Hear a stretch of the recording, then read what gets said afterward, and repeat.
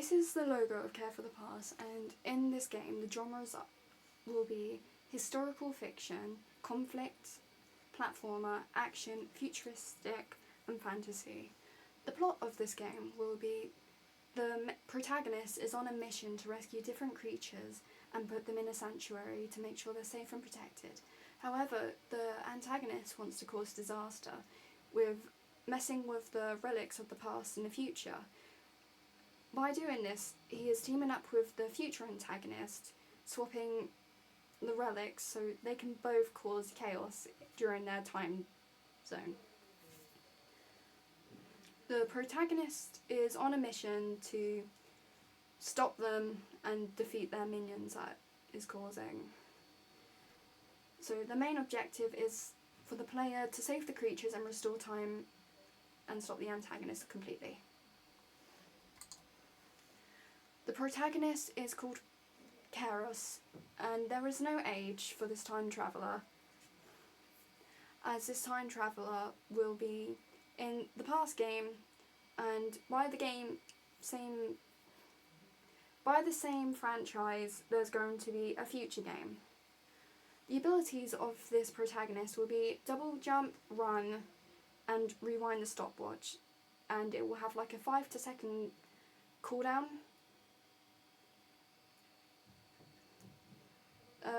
They will have like long range and short range combat with weapons, and slow down will also be another feature of the watch.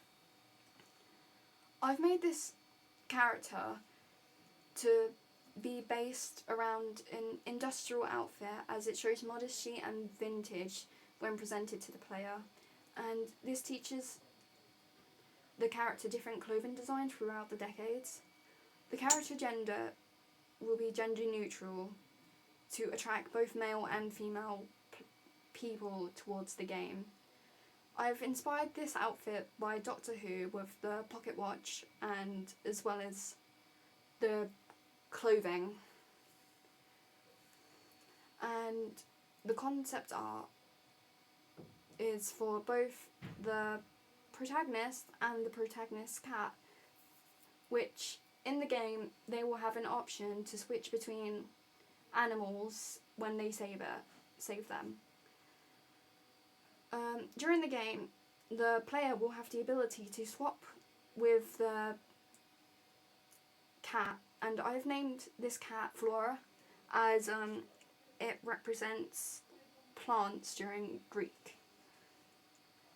With this animal in particular, they can heal the player with photosynthesis as well as grab stuff with vines, and during gameplay there will be smaller levels that you can swap between characters to like deal with the levels, as well as the cat will can be used for the attack enemies.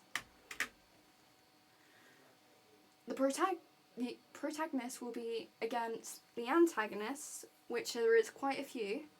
The main antagonist, which is like the one that teams up with the future antagonist, is called a Kunite. There's no age to this character, and he is a male. The abilities are Vine Whip, summon Venus snakes, control environments like removing the floor, and produce poison air, which will only cover like 2 blocks. The Venus snake is the minion of the antagonist, and it's a hybrid between a Venus and a flytrap, and a snake. Their objective is to try and eliminate the protagonist, but they can be defeated by being jumped on the head. But the abilities they have is Whip and Poison Bite. Another antagonist is the Ivy Spider, which is just a recurring villain, as it's like in a pack with like other spiders, and that they will appear during some levels. During this, the poison ivy will be wrapped around their body, as that's like the main source of where they get like their poison attack from. The abilities the ivy spider has is Roar, Poison Bite, Poison Trap and Stun. With the Venus snake, during future levels, as during time the future levels and like guns and anything futuristic will slowly come to the past, and that the snakes will gain guns to make it a bit harder for the protagonist. Here is the main menu for my game. I want this to be on Xbox, PC, and a few other gaming platforms, but this is how it'd be presented on a TV. Level 1 is the tutorial level. This will be put into the first level, and it will teach the player how to switch between the protagonist and the animal companion, how to use weapons and fight against weak antagonists to get them used to the abilities.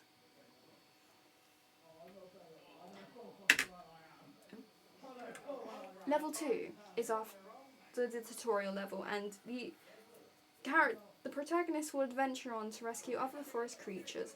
However, when exploring different biomes, new items from the future will start appearing, making the player being forced to collect these items to prevent the antagonists from getting into their grasp.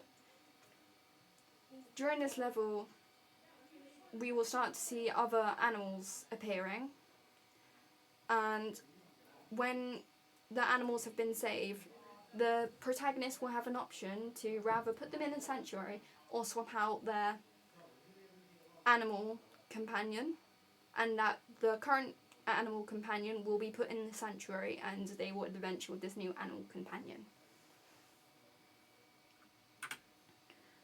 Level 3, during this level the antagonist will reveal his plan, and he would admit that he's messed with the relics of time, and the player will fight the antagonist and the minions from the future as they have these weapons that they've gained from previous levels. And the protagonist is on a mission to stop them and bring justice and make sure that they don't cause any more mischief. During the last level, as we can see, they will explore this ruin that's in the jungle, and slowly they will encounter these hedges that is involved with the past, present and future. The relics are clearly swapped, and the protagonist has to adventure through this level and swap the relics over to make sure there's peace. And once the relics have been placed in their rightful place, then their portals will have appeared for the past and future.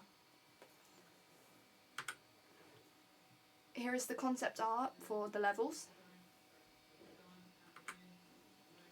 The scoring is going to be these fossils that are going to be spread across the map. By collecting these fossils, the protagonist or player will have the ability to gain another life, or before entering a game they can go into a shop and buy a relic that can give them a buff for only a certain amount of time during the levels. This buff will depend on what relic they decide to buy.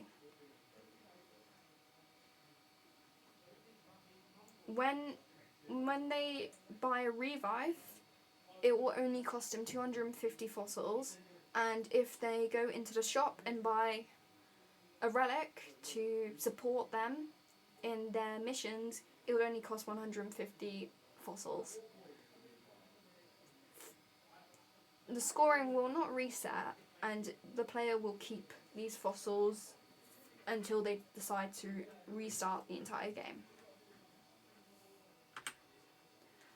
The target audience is male and female between the ages of 13 and older. the target audience would have to love adventure, history and 2D style games with nature and animals, as I want them to discover this game and like the game without having different interests in mind. I'd preferably like for full-time workers or children at school that are able to play this game during their free time, as this game doesn't require much knowledge to play and it's more of a relaxing game for them. How likely successful is this game to be? Well, this 2D style game is likely to bring nostalgia towards the older generation as they've grown up with games such as Mario and Sonic, so it will captivate their interest, and since this is an indie game, this will challenge the new generation as indie games have become very popular recently.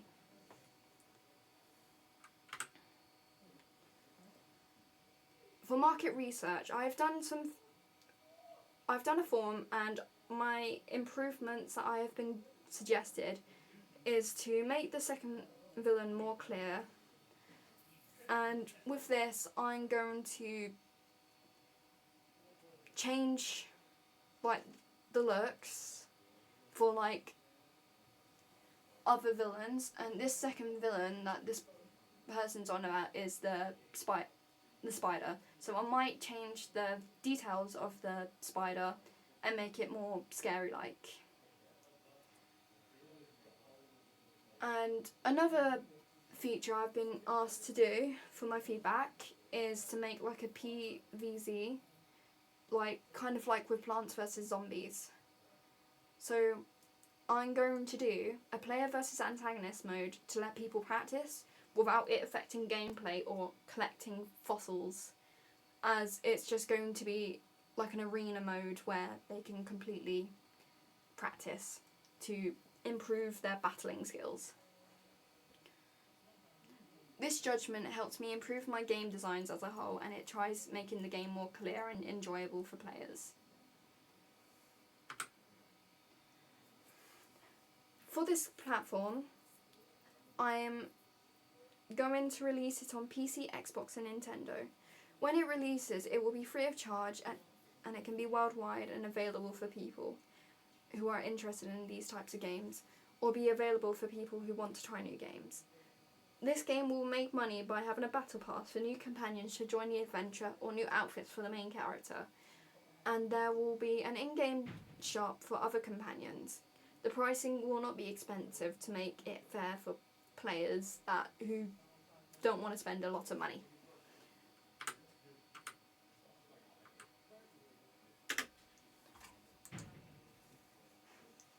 Thank you for listening, and I hope you've enjoyed this presentation.